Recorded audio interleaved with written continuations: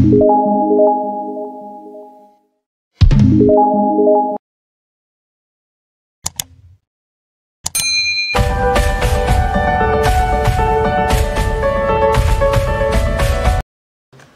docteur Aka Félix. Bonjour madame. Nous sommes contents de vous recevoir ce matin. Merci. Nous avons plusieurs questions de la part de nos amis internautes. Si vous Je êtes vais d'accord, répondre voilà. du mieux de mes possibilités. D'accord, merci bien pour votre disponibilité. Donc la première question concerne un de nos internautes du côté de la France qui demande comment soigner une hernie inguinale. Comment soigner une hernie inguinale? Oui. Il y a plusieurs sortes d'hernies. Il y a l'hernie qui se trouve au niveau de l'ombilic, on dit hernie ombilicale. Oui. Il y a l'hernie qui se trouve juste dans l'œsophage, on dit hernie hiatale. Et puis il y a l'hernie qui se trouve juste sur le pubis, juste à côté, au bas du pubis là, au mont Vénus, qu'on appelle l'hernie inguinale.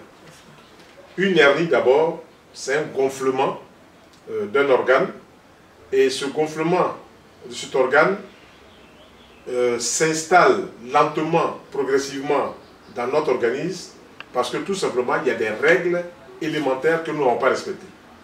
Ces règles élémentaires, elles viennent d'abord d'une part de l'alimentation, ces règles élémentaires viennent d'autre part de colis, d'objets lourds que nous soulevons et qui peuvent déchirer, qui peuvent faire dilater les muscles qu'il y a au niveau inguinal ici.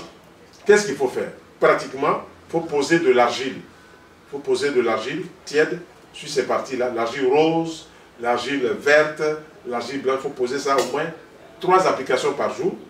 Et puis, il faut réformer l'hygiène alimentaire. Ma démarche, elle est simple et claire.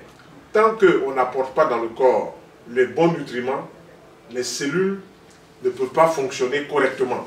Donc, il faut apporter des fruits au petit déjeuner, il faut apporter des légumes à midi avant de manger un aliment cuit, et il faut apporter tout ce dont le corps a besoin. On regarde dans l'alimentation de monsieur tout le monde, il n'y a pas de fruits, il n'y a pas de légumes. Pourquoi? Parce que la connaissance des fruits n'est pas enseignée sur les plateaux de télévision, n'est pas enseignée dans les écoles.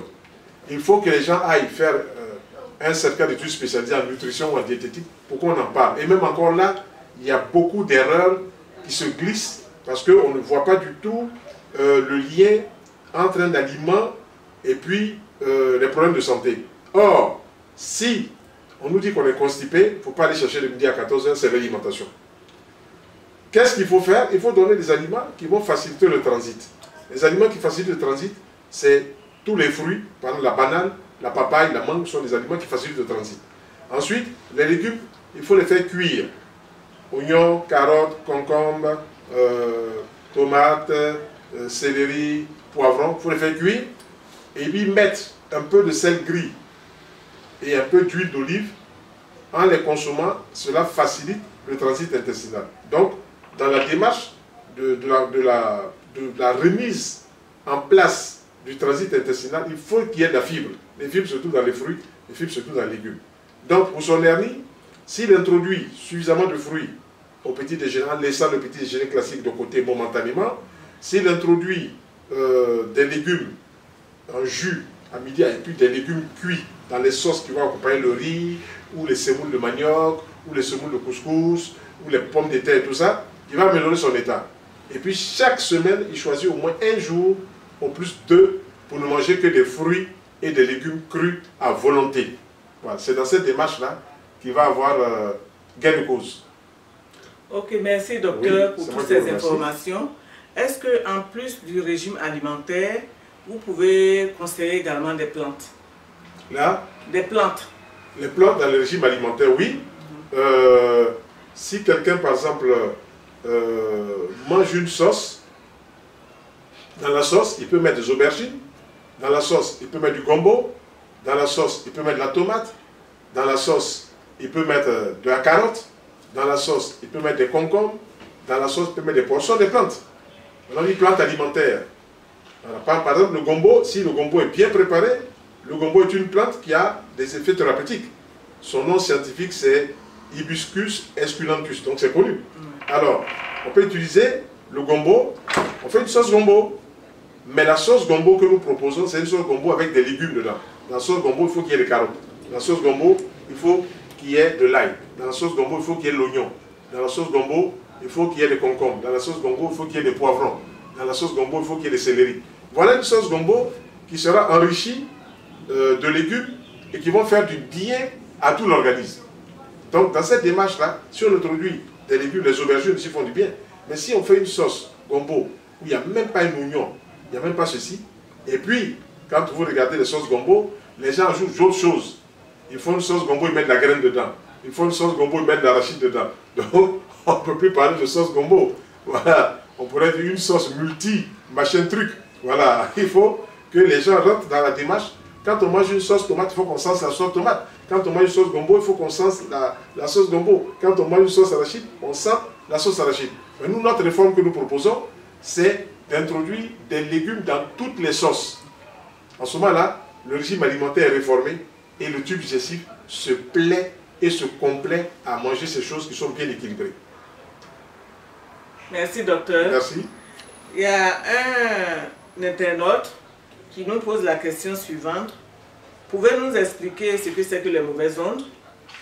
Et est-ce qu'il y a une différence entre les mauvaises ondes et ce qui est dégagé par nos téléphones? Et qu'est-ce que nous devons faire pour éviter ces mauvaises ondes? D'abord, pour le téléphone, c'est un mal nécessaire. Le téléphone aujourd'hui, le portable, tout le monde l'utilise. Et puis d'autres ondes sont venues s'ajouter, les Wi-Fi et tout ça, qui sont des ondes électromagnétiques. Vous êtes dans une maison. Vous dormez dans une chambre. Vous avez un téléviseur dans votre chambre. C'est bien, puis c'est pas bien. C'est bien lorsque le téléviseur est loin de vous. Le téléviseur, quand vous êtes couché dans votre lit, doit tomber à 5 mètres de vous. Ce qui n'est pas sûr pour les chambres que le société immobilière construit aujourd'hui. Ensuite, lorsque vous regardez le téléviseur, que vous avez fini de le regarder, il faut éteindre le téléviseur et puis débrancher le téléviseur. Tant que vous ne débranchez pas le téléviseur, les ondes continuent de circuler dans le fil et puis arrivent dans le téléviseur et puis vont inonder la maison. Ce qu'on appelle les ondes électromagnétiques. Et ces ondes-là sont très nocives. Si vous avez un poste de radio, ça émet des ondes. Vous branchez votre poste de radio, vous écoutez votre radio. Quand vous avez fini d'écouter votre radio, vous éteignez la radio, puis vous débranchez. Comme ça, il n'y a plus de contact avec l'électricité qui va passer par le fil et puis arriver dans la radio. Beaucoup de personnes s'empoisonnent comme ça, avec ces ondes. Ce sont ça qu'on appelle les ondes négatives. Maintenant, il y a le portable lui-même. Le portable lui-même, il faut le mettre à 2 mètres, ou 3 mètres de sa tête où on dort. Il faut le mettre à 2 mètres parce que le portable est branché avec des ondes. Sinon, on ne pourrait pas communiquer. Alors, lorsqu'on utilise le portable, dès qu'on peut, il faut se débarrasser du portable, le mettre à 2 mètres, à 3 mètres de soi. Il ne faut pas regarder tout le temps sur soi parce que ces ondes électromagnétiques viennent perturber même notre énergie magnétique de notre corps.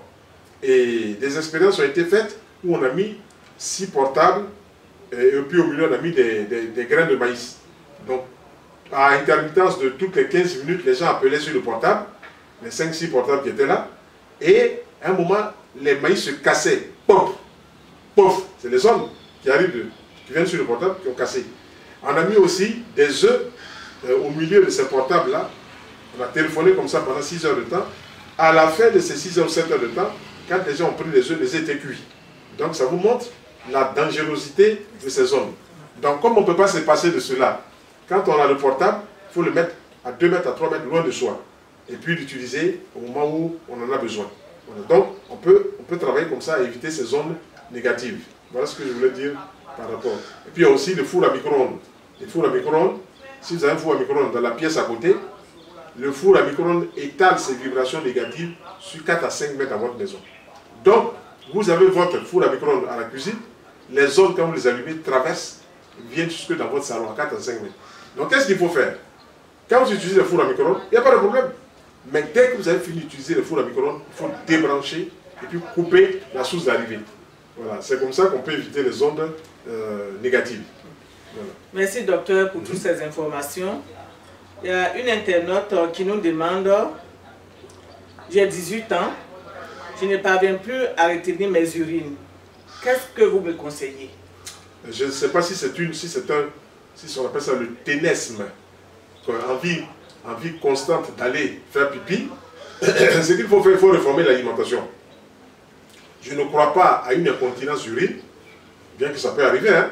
Voilà, si la science nous explique cela, ça peut arriver. Mais ce qu'il faut faire pour que ces urines soient freinées, il faut que la personne réforme son alimentation. Qu'elle fasse dans la semaine 3 jours de fruits variés. Aujourd'hui, elle fait fruits juteux, demain, elle fait fruits gras secs. Fruits gras, c'est arachide, c'est noix de cajou cru, c'est noix de coco, c'est amande, c'est noisette, c'est les fruits gras secs. Le lendemain, elle fait des fruits juteux. Et comme ça, qu'elle alterne.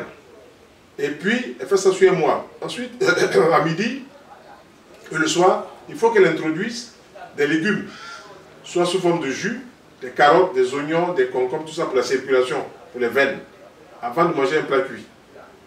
Et puis, prendre 1 jour par semaine pour manger que des fruits et légumes. De cette façon-là, les muscles, les veines, les sphincters vont se restructurer et puis elle va retrouver son équilibre, tout simplement. Merci bien, docteur. Un internaute nous demande à quoi ça sert de garder la peau d'orange sec ou le citron sec dans une chambre. Ça ne sert à rien. Okay. C'est la vie qui procède de la vie. Lorsqu'on veut mettre quelque chose qui va avoir une action dans la chambre, il faut prendre un citron mûr. Le citron mûr entier, on le met dans sa maison, ça absorbe toute onde négative.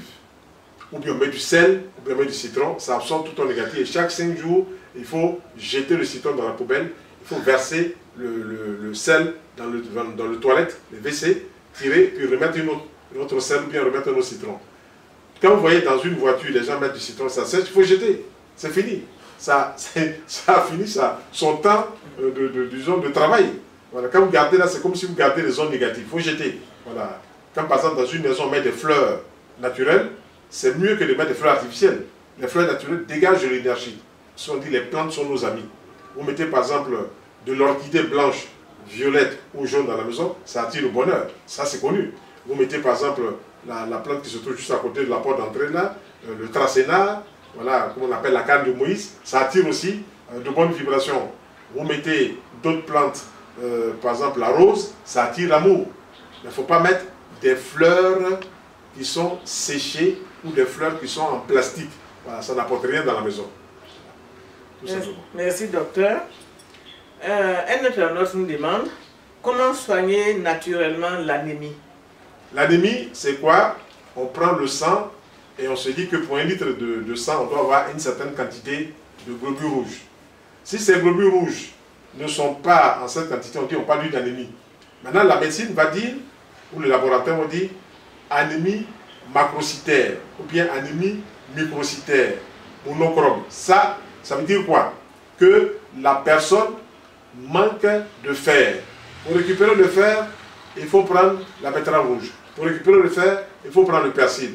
Pour récupérer le fer, il faut prendre l'épinard. Pour récupérer le fer, il faut prendre la carotte. Si on peut écraser tous ces légumes-là et en faire un jus 1 ou 2 fois, 3 fois dans la journée, on va commencer par récupérer le fer de ce côté-là. Et puis maintenant, au niveau de l'alimentation, on pourra de temps en temps faire un steak tartare, c'est-à-dire une viande, un morceau de viande de bœuf, le cuire vraiment pas à point. Il y a du fer aussi dans la viande, on pourra récupérer du fer de ce côté-là. Comme par exemple aussi, une personne qui boit du vin, dans le vin il y a du fer. Donc elle boit du vin, elle pourra boire un verre de vin en mangeant au repas, ça va nous donner aussi du fer. Voilà, donc il y a plusieurs possibilités de pouvoir récupérer le fer dans l'alimentation. Merci docteur. C'est moi qui vous remercie. Une internaute demande comment se retrouver après un accouchement. Comment elle doit retrouver la peau du ventre? Voilà. Il faut qu'elle mange beaucoup de fruits. Je l'ai fait avec mes enfants qui sont nés. Le maman n'a pas attaché le ventre. Manger beaucoup de fruits, la peau se restructure. Beaucoup de légumes, en grande quantité, avant même de manger des aliments cuits à midi et le soir. Voilà. Si on fait cela, non seulement on a du bon lait chez la femme, du bon lait, l'enfant donc va téter à satiété, et puis la peau va se restructurer, va se refermer. Voilà, tout simplement. Voilà. Ok, merci. Une dernière question. Comment peut-on soigner la sinusite? La sinusite, c'est tout simplement l'inflammation des sinus. Il y a 2 types. Il y a les sinus qui sont ici, on appelle maxillaire, puis ceux qui sont ici, on appelle frontal. Donc, le sinus frontal et le sinus maxillaire sont des cavités qui sont tapissées par une muqueuse. Et donc, ces cavités-là vont se remplir de saleté venant de l'estomac. Voilà. Donc, pour soigner la sinusite, il faut soigner l'estomac. on va mettre des sinus blondeaux comme on voit à l'hôpital, c'est bon, mais il faut soigner l'estomac en réformant l'hygiène alimentaire. Il faut manger suffisamment de fruits à la place du petit déjeuner classique. Il faut éviter les cafés au lait qui provoquent beaucoup de putréfaction. Il faut éviter le thé au lait qui provoque beaucoup de putréfaction. Il faut éviter le cacao au lait qui provoque beaucoup de putréfaction. Si on a compris cela qu'on fait séparément, alors il y aura moins d'acidité et moins de santé vont s'installer au niveau des sinus. Donc la sinusite, qui est l'inflammation des sinus, ne s'installera pas. À midi, grosse assiette de légumes. Pourquoi? Les fruits sont des aliments nettoyeurs et vitaminiques.